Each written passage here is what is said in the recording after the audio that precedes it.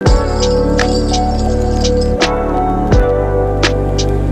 Beam assembly floor से, ये आप देख पा रहे हैं बोबिंग है, बोबिंग के अंदर बाबरी है। जब भी हम मशीन में लगाते हैं, यहाँ पे लगा दिए तो इधर से चला गया। अगर हम दूसरी साइड से डालेंगे तो ये बाबरी की वजह से बोबिंग अंदर नहीं जाएगा। इसके चक्कर में ये लग रहा है, तो इसीलिए ये बोबिंग अंदर नहीं जा पा रहा है।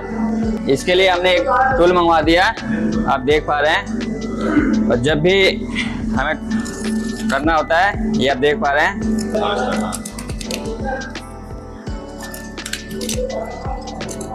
ये हमने बाबरी साफ कर दिया। अब ये बोबिंग क्या होगा, आराम से इसमें चला जाएगा। पहले इस बोबिंग का बाबरी नीचे गिरता था जब इस कटर से हम करते थे, तो इसके लिए हमने एक छोटा बॉक्स बना दिया। और जब भी काम करना होता है, ये सारा बाबरी इस डब्बे में गिरता है। इस टूल की मैंने अस्थायी जगह दे दिया और इसका प्रोसेस लगा दिया। जो बुरादा नीचे गिरता था, इसके लिए मैंने भी अस्थायी जगह दे दिया, इस पर प्रोसेस लगा दिया। Thank you.